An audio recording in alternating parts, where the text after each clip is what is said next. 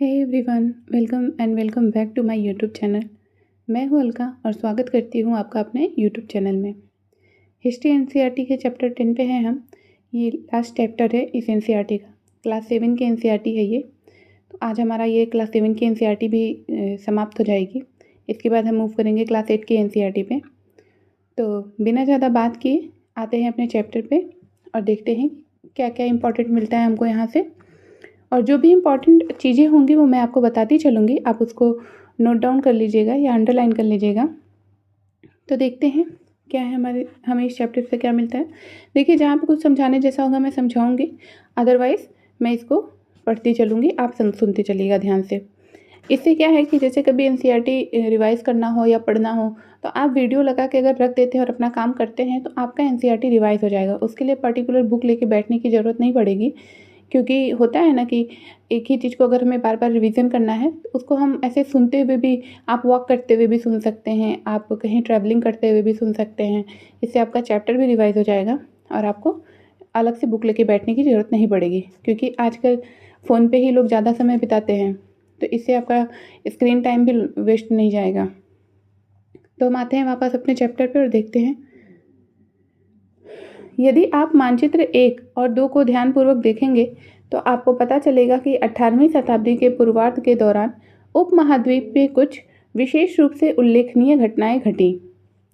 गौर कीजिए कि कई स्वतंत्र राज्यों के उदय से मुगल साम्राज्य की सीमाएं किस तरह से बदली। आप यह भी देखें कि 1765 तक एक अन्य शक्ति यानी ब्रिटिश सत्ता ने पूर्वी भारत के बड़े बड़े हिस्सों को सफलतापूर्वक हड़प लिया था। तो यहाँ पे बताया जा रहा है एक समय चक्र के अकॉर्डिंग कि कैसे राज्यों की सीमाओं में परिवर्तन आया। तो जब भी कोई शासक किसी जगह पे अपना शासन जमाता था तो वो उसको और विस्तार देता जाता था और उसलिए उसकी सीमाएं बदलती रहती थी। ब्रिटिशर्स भी आए तो उन्होंने भी विस्तार किया, और जो बड़े राज्य जैसे बंगाल था, आपको पता होगा कि बंगाल को उन्होंने बांट भी दिया कई भागों में। तो इस तरह से उसकी सीमाएं बदलती रही। ये आप इमेज में देख सकते हैं। ये देखिए आप, किस तरह से दिखाया जा रहा है मुगल साम्राज्य की बाहरी सीमा।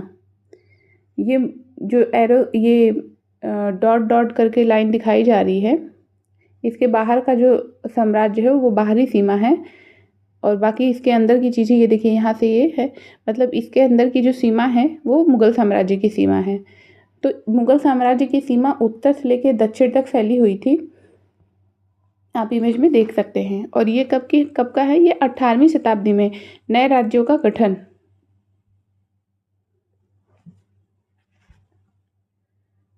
इसमें आप यहाँ देख सकते हैं, यहाँ सिख है, गुजरात, मालवा, जाट, अवध, बंगाल, हैदराबाद, मराठा। तो ये इन लोगों की लोकेशन है मैप में।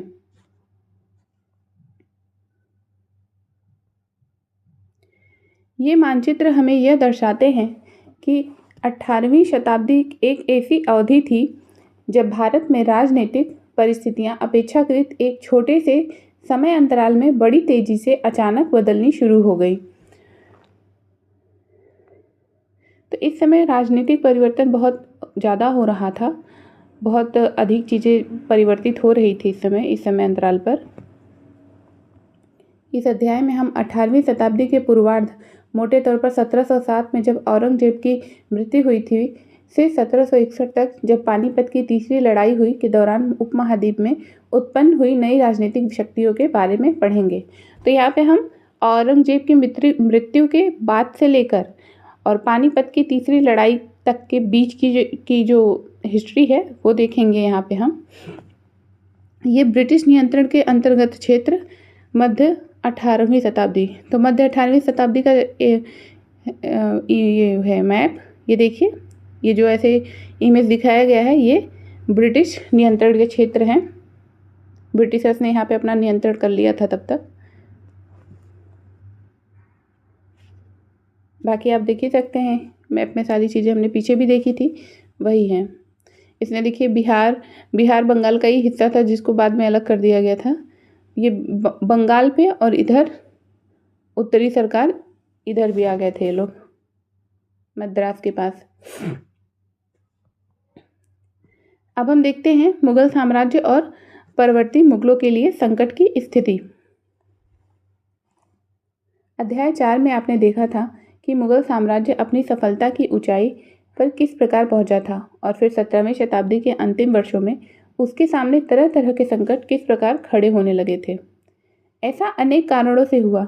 बादशाह औरंगजेब ने दक्कन में 1679 से लंबी लड़ाई लड़ते हुए साम्राज्य के सैन्य और वित्तीय संस्थानों को बहुत अधिक खर्च कर दिया था। तो जो बादशाह अकबर थे, वो जो दक्कन में लड़ाई लड़ रहे थे, वो इतने लंबे समय से लड़ाई चल रही थी जिसकी वजह से उनकी संपत्ति जो थी, जो आर्थिक स्थिति थी, वो भी खर्च हुई और उनके सैनिक भी काफ़ी मारे गए। औरंगजेब ने उत्तराधिकारियों के शासनकाल में साम्राज्य के प्रशासन की कार्यकुशलता समाप्त होने लगी और मनसबदारों के शक्तिशाली वर्गों को वश में रखना केंद्रीय सत्ता के लिए कठिन हो गया। तो औरंगजेब के जो उत्तराधिकारी आए, औरंगजेब के जाने के बाद उनके जो उत्तराधिकारी आए, उनके शासनकाल में जो साम्राज्य का प्रशासन था वो उतनी कुशलता से नहीं चलाया जा रहा था, वो बहुत अधिक कुशलता से न चलाया जा सका और वहाँ के जो मनसबदार थे, जो शक्तिशाली वर्ग थे राजा के अलावा, उनको भी कंट्रोल में रख पाना उनके लिए कठिन हो गया था, वो भी उनके वश में नहीं रहे थे। सूबेदार के रूप में नियुक्त अभिजात अक्सर राजस्व और सैन्य प्रशासन, दीवानी एवं फौजदारी दोनों कार्यालयों पर नियंत्रण रखते थे। तो जो सूबेदार के रूप में नियुक्त होते थे, जो भी अभिजात वर्ग के लोग होते थे, वो अक्सर दीवानी और फौजदारी दोनों पर नियंत्रण रखते थे। देखिए हुआ क्या था कि औरंगजेब जब युद्ध कर रहे थे दक्कन में, तो उस समय उनकी काफ़ी हद तक संपत्ति ख़त्म होने लगी थी और सैनिक भी काफ़ी हद तक चले गए। तो कोई भी राजा शक्तिशाली तब तक ही रहता है ना, जब तक उसके पास संपत्ति है, जब तक उसके पास बहुत अधिक सैनिक हैं, तभी हम उसको शक्तिशाली मानेंगे। आज के भी देश में आप देख लीजिए, जिसकी जो वित्तीय रूप से बहुत मजबूत है और जिसके पास सैन्य सुविधा ज़्यादा है, जिसके पास हथियार ज़्यादा है, उसको वो अपने आप को शक्तिशाली समझता है। तो उस समय भी यही हाल था। लेकिन उस युद्ध में, दक्कन में जो युद्ध हुआ औरंगजेब का, कई सालों तक चलता रहा, जिसकी वजह से उनकी जो संपत्ति और सैनिक दोनों ही धीरे धीरे ख़त्म होने लगे। तो जब उतना रह ही नहीं गया राजा के पास कि वो अपनी सत्ता दिखा सके, तो फिर सभी लोग अपने अपने को श्रेष्ठ समझने लगे। इससे मुगल साम्राज्य के विशाल क्षेत्रों पर उन्हें विस्तृत राजनैतिक, आर्थिक और सैन्य शक्तियां मिल गईं। जैसे जैसे सूबेदारों ने प्रांतों पर अपना नियंत्रण सुदृढ़ किया, राजधानी में पहुंचने वाले राजस्व की मात्रा में कमी आती गई। अब जो सूबेदार हुआ करते थे, वो अपना नियंत्रण ज़्यादा मजबूत करने लगे थे। राजधानी में जो भी कर आता था और जो भी राजस्व आता था, उसमें भी कमी आती गई। कमी ऐसी आती गई कि कर तो बराबर आता था, पर सूबेदार जो है उसको अपने पास रखते गए। देखिए, जो छोटे छोटे शासक उठ के बाद में बड़ा रूप ले लिए, वो ऐसे ही उठे। जब राजा शक्तिहीन होने लगा धीरे धीरे, तो जो वहाँ के समृद्ध लोग थे, शक्तिशाली लोग थे, वो उभर कर बाहर आने लगे और वो खुद की सत्ता बनाने की चाहत रखने लगे। उत्तरी तथा पश्चिमी भारत के अनेक हिस्सों में हुए जमींदारों और किसानों के विद्रोहों और कृषक आंदोलनों ने इन समस्या को और भी गंभीर बना दिया। अब यहाँ पे पश्चिम भारत में देखा जाए और उत्तर भारत में देखा जाए, तो वहाँ पे बहुत जगह जो है जमींदार और किसानों का विद्रोह भी होने लगा, कृषक आंदोलन शुरू हुआ, जिसकी वजह से ये प्रॉब्लम और भी जटिल हो गई। कभी कभी ये विद्रोह बढ़ते हुए करों के भार के विरुद्ध किए गए थे और कभी कभी ये शक्तिशाली सरदारों के द्वारा अपनी स्थिति को सुदृढ़ बनाने की कोशिश थी। तो कभी कभी ये विद्रोह जो होता था, ये शक्तिशाली के सरदारों के द्वारा होता था और कभी कभी अपनी स्थिति को मजबूत बनाने के लिए करते थे ये लोग। अतीत में भी विद्रोही राज समूहों ने मुगल सत्ता को चुनौती दी थी, परंतु अब ऐसे समूहों ने क्षेत्र के आर्थिक संसाधनों का प्रयोग अपनी स्थितियों को मजबूत करने के लिए किया। जिस तरह से धीरे धीरे राजनैतिक व आर्थिक सत्ता प्रांतीय सूबेदारों, स्थानीय सरदारों व अन्य समूहों के हाथों में आ रही थी, औरंगजेब के उत्तराधिकारी इस बदलाव को रोक न सके और इस तरह से धीरे धीरे जो सत्ता है वहाँ के शक्तिशाली लोगों के हाथ में आने लगी, जैसा कि मैंने आपको बताया, और इससे मुगल साम्राज्य रोक भी नहीं पाए। भरपूर फसल और खाली तिजोरियाँ। एक तत्कालीन लेखक ने साम्राज्य के वित्तीय दिवालियेपन का वर्णन इन शब्दों में किया है। अब साम्राज्य के दिवालियेपन को देख लेते हैं हम। बड़े जमींदार निसहाय और निर्धन हो गए हैं। उनके किसान वर्ष में 2 फसलें उगाते हैं, लेकिन उन्हें दोनों में से कुछ नहीं मिलता। उनके स्थानीय गुमाश्ते एक तरह से किसानों के हाथ की कठपुतली बने रहते हैं, जैसे कि स्वयं किसान अपने ऋणदाता के वश में रहता है जब तक कि वह साहूकार का कर्जा नहीं चुका देता। इस प्रकार संपूर्ण व्यवस्था एवं प्रशासन इतना चकनाचूर हो चुका है कि यद्यपि किसान अपनी फसल के जरिए मानो सोना बटोरता है, लेकिन उसके मालिक जमींदार को एक तिनके का टुकड़ा भी नहीं मिलता है। ऐसी हालात में जमींदार सशस्त्र सेना कैसे लड़ सकते हैं जिसकी उससे आशा की जाती है। वे अपने सैनिकों को जो लड़ाई के समय उनके आगे आगे चलते हैं और घुड़सवारों को जो उनके ठीक पीछे चलते हैं पैसा कहाँ से देंगे। तो एक छोटी सी कहानी बताई जा रही है कि जब राजा निर्धन होने लगता है, जब निसहाय होने लगता है, तो फिर वहाँ के जो बड़े लोग होते हैं, जो बड़े शक्तिशाली लोग होते हैं राजा के बाद, वो फिर अपना शासन कैसे वहाँ पे चलाना शुरू करते हैं और कैसे कैसे उभरने लगते हैं और आगे आगे आते हैं। और राजा की इतनी सारी मजबूरियाँ हो जाती हैं कि वो अपना राजशाही ठाठ बाट जो उनका होता है वो भी ढंग से नहीं निभा पाते हैं। इस आर्थिक व राजनीतिक संकट के बीच ईरान के शासन नादिर शाह ने 1739 में दिल्ली पर आक्रमण किया और संपूर्ण नगर को लूटकर बड़ी भारी मात्रा में धन दौलत ले गया। ये हमारे यहाँ बड़ा चलता था। दूसरी जगह के लोग आते थे हमारे यहाँ, हमको लूट लूट के लेके गए। इसलिए आज देख सकते हैं आप कि हमारा भारत इतना भी गरीब नहीं हुआ, पर वो लोग अमीर हो गए। आप इस बात का प्राउड होना चाहिए हमें कि हम भारत जैसे देश के वासी हैं, जिसे कभी सोने की चिड़िया कहा जाता था। नादिर शाह के आक्रमण के बाद अफगान शासक अहमद शाह अब्दाली के आक्रमणों का तांता लगा रहा। अब देखिए, ईरान से आए नादिर शाह अहमद, अब अफगान से आ रहे हैं अहमद शाह अब्दाली। उसने तो 1748 से 1761 के बीच 5 बार उत्तरी भारत पर आक्रमण किया और लूटपाट मचाई। सोचिए, ये लोग हमारे यहाँ सिर्फ लूटपाट करने आते थे। इतनी संपत्ति थी हमारे यहाँ, इन्हें लगता था कि ये हमारे यहाँ से लूटपाट करके नहीं जाएंगे तो बसेंगे कैसे। नादिर शाह का दिल्ली पर आक्रमण। नादिर शाह के आक्रमण के परिणाम स्वरूप दिल्ली में जो विध्वंस हुआ उसका वर्णन समकालीन प्रेक्षकों ने किया था। इनमें से एक ने मुगल कोष से जिस तरह धन लूटा गया था उसका वर्णन इस तरह से किया है। अब यहाँ पे देखिए कि किस तरह से उन्होंने धन लूटा था। 60 लाख रुपए और कई हजार सोने के सिक्के, लगभग 1 करोड़ रुपए के सोने के बर्तन, लगभग 50 करोड़ रुपए के गहने, जवाहरात और अन्य चीज़ें ले गया, जिनमें से कुछ तो इतनी बेशकीमती थी कि दुनिया में उनका मुकाबला कोई कर ही नहीं सकता है, जैसे तख्ते ताउस यानी मयूर सिंहासन। इस तरह से ये लोग लूटपाट मचाते थे हमारे यहाँ। और ये आज के समय में ये लोग अपने आप को सभ्य कहलाते हैं। इमेज देख लीजिए, नादिर शाह का है, 1779 का नादिर शाह का इमेज। एक अन्य वृत्तांत में दिल्ली पर आक्रमण के प्रभाव का वर्णन मिलता है। अब एक और वृत्तांत हम देख लेते हैं जिसमें दिल्ली पर आक्रमण हुआ था। जो कभी मालिक थे अब बड़ी दर्दनाक हालत में आ गए हैं। जिन्हें कभी भरपूर आदर इज्जत दी जाती थी, उन्हें अब प्यास बुझाने के लिए पानी भी नहीं मिलता। अब उन्हें प्यास बुझाने के लिए पानी भी नहीं मिलता। सोचिए, अलग थड़क पड़े लोगों को उनके कोनों से खींचकर बाहर निकाल दिया गया। दौलतमंदों को भिखारी बना दिया गया। जो शौकीन लोग कभी तरह तरह के सुंदर कपड़े पहनकर पोशाकों का नया नया फैशन चलाते थे, अब नंगे घूमने लगे। और जिसके पास जमीन जायदाद की कोई कमी नहीं थी, वे अब बेघर हो गए। नया शहर शाहजहानाबाद अब मलबे का ढेर बन गया। नादिर शाह ने तब शहर के पुराने मोहल्लों पर अपना हमला बोला और वहाँ की सारी दुनिया को तबाह कर डाला।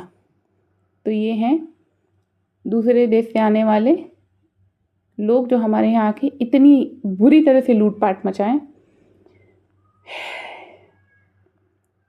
आज हमको डेवलप्ड कंट्री की लाइन में आने के लिए कितनी मेहनत करनी पड़ी, कितना स्ट्रगल करना पड़ रहा है। तो इससे सीधे से पता चलता है कि उस समय हमारे यहाँ कितनी धन संपत्ति हुआ करती थी। और हमारा देश सिर्फ धन संपत्ति के मामले में आगे नहीं था, शिक्षा के मामले में भी हमारा कोई जवाब नहीं था। आपको पता होगा कि बड़े बड़े देशों से लोग आते थे, बाहर से बहुत सारे लोग आते थे हमारे यहाँ नालंदा विश्वविद्यालय में पढ़ने के लिए, इतना नाम था उसका। और जब नालंदा की लाइब्रेरी में जब आग लगाई गई थी तो वहाँ इतनी सारी पुस्तकें थी कि 3 महीने तक वो आग जलती ही रह गई। तो आप समझ सकते हैं, इससे अंदाज़ा लगा सकते हैं। कभी कभी क्या होता है कि हमें बड़ा बनने के लिए जो बड़ा हमारे सामने है उसको छोटा दिखाना पड़ता है। तो बस कुछ लोगों ने ऐसा ही किया। साम्राज्य पर सब ओर से दबाव तो पड़ ही रहा था। अभिजातों के विभिन्न समूहों की पारस्परिक प्रतिद्वंद्विता ने उसे और भी कमजोर बना डाला। ये अभिजात 2 बड़े गुटों में बटे हुए थे, ईरानी और तुरानी। काफ़ी समय तक परवर्ती मुगल बादशाह इनमें से एक या दूसरे समूह के हाथों की कठपुतली बने रहे।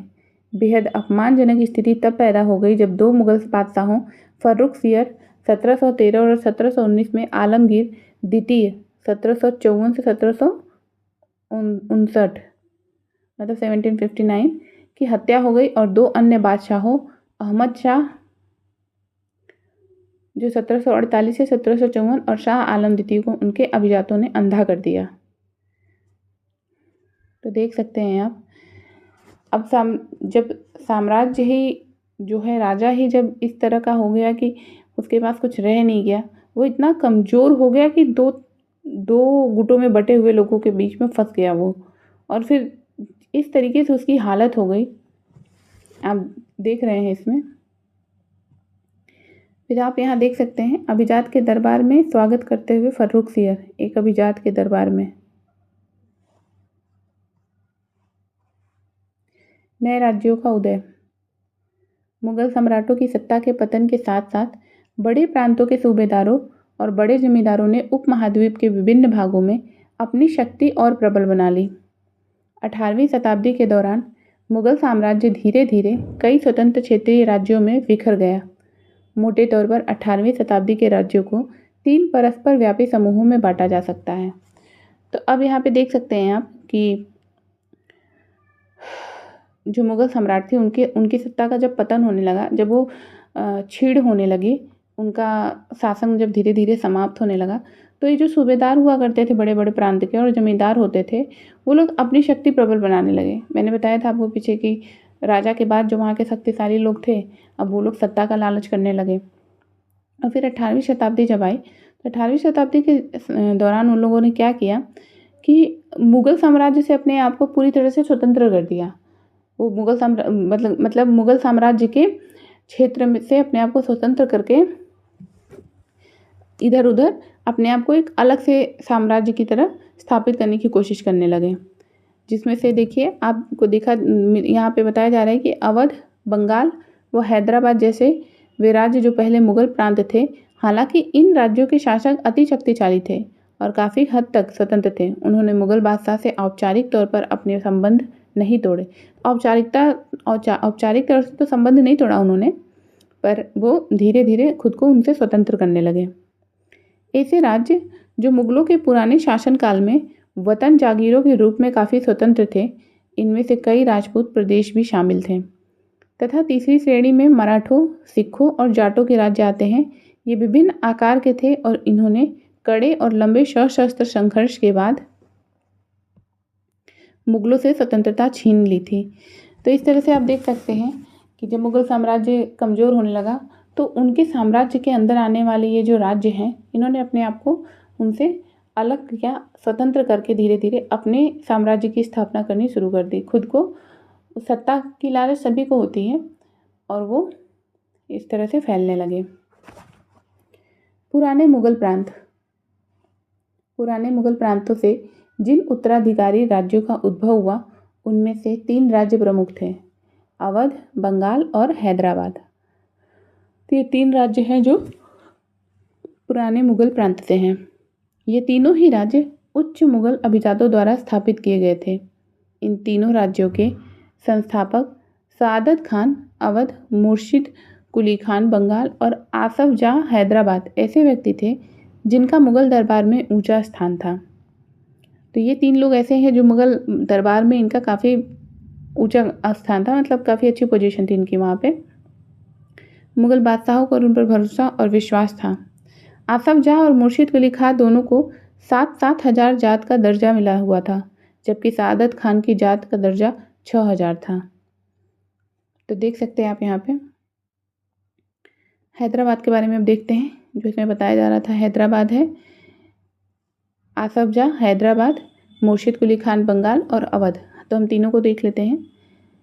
निजाम उल मुल्क आसफ जाह 1724 से 1748, जिसने हैदराबाद राज्य की स्थापना की थी, मुग़ल बादशाह फर्रुखशीर के दरबार का एक तो इन्होंने हैदराबाद राज्य की स्थापना की थी। ये मुग़ल बादशाह फर्रुखशीर के दरबार का एक अत्यंत शक्तिशाली सदस्य था।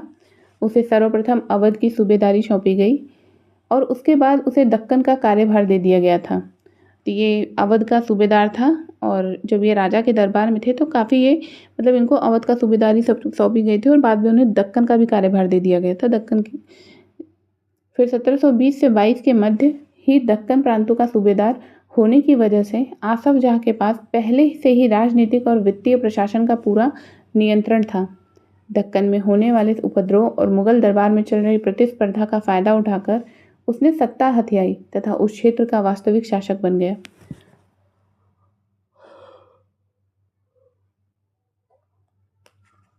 तो देख सकते हैं कि किस तरह से धीरे धीरे इनको जो जिम्मेदारी दी गई थी, धीरे धीरे इन्होंने हर चीज़ को हथियाते हथियाते वहाँ की सत्ता हथियाए और उस क्षेत्र का वास्तविक शासक बन गया। आसफ जाह अपने लिए कुशल सैनिकों तथा प्रशासकों को उत्तरी भारत से ले आया था और वे दक्षिण में नए अवसर पाकर प्रसन्न थे। उसने मनसबदार नियुक्त किए और उन्हें जागीरें प्रदान की। हालांकि वह अभी भी मुग़ल साम्राज्य का सेवक था, फिर भी वो काफ़ी आज़ादी से शासन चलाता था। तो ये देखने के लिए तो ऐसे देखा जाए तो मुग़ल साम्राज्य का ही सेवक था, पर जहाँ जहाँ की जागीरें उनको सौंपी गई थी, सूबेदारी सौंपी गई थी, वो वहाँ पे खुद को एकदम स्वतंत्र शासक की तरह दिखाते थे और वहाँ पे एक तरह से देखा जाए तो अपना ही शासन चला रहे थे। कहने के लिए ये मुग़ल सम्राट के सेवक थे। न तो वह दिल्ली से कोई निर्देश लेता था और न ही दिल्ली उसके कामकाज में कोई हस्तक्षेप करती थी। तो दिल्ली मतलब जहाँ मुग़ल साम्राज्य की शासन था, मतलब राजा का निवास तो वहीं था दिल्ली में, तो वहाँ से उनको ना कोई हस्तक्षेप करता भी नहीं था और ना ही कोई ये वहाँ से कोई निर्देश लेते थे, कोई आदेश लेते थे। मुग़ल बादशाह तो केवल निजाम उल मुल्क आसफ जाह द्वारा पहले से ही लिए गए निर्णयों की पुष्टि कर दिया करते थे।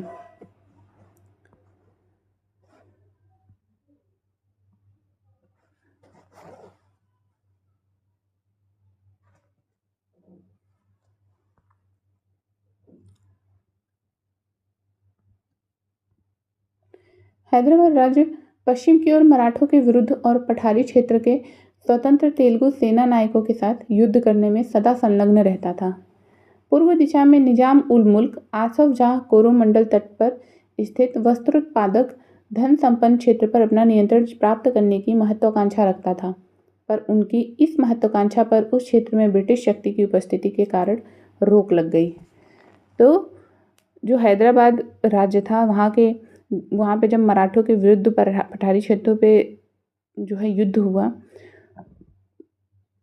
तो आसफ जाह जो है वो कोरोमंडल तट पर स्थित वस्त्र उत्पादक धन संपन्न जो क्षेत्र था, जो मतलब वस्त्र उत्पादन का जो क्षेत्र था, जो बहुत धन संपदा से परिपूर्ण था, वहाँ पर अपना नियंत्रण प्राप्त करने की महत्वाकांक्षा मतलब इच्छा रखने लगे और उनकी इसी इच्छा के कारण उस क्षेत्र पर ब्रिटिश शक्ति की उपस्थिति के कारण रोक लग गई।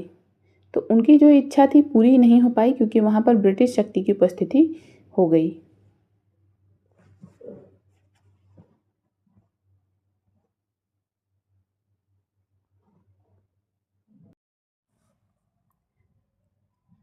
आज की क्लास के लिए इतना ही रखते हैं, फिर अगले वीडियो में हम आगे का कंप्लीट करेंगे। तब तक आप पढ़ते रहिए, मोटिवेटेड रहिए और अपना ध्यान रखिए। मिलते हैं फिर आपसे अगले वीडियो में, तब तक के लिए बाय।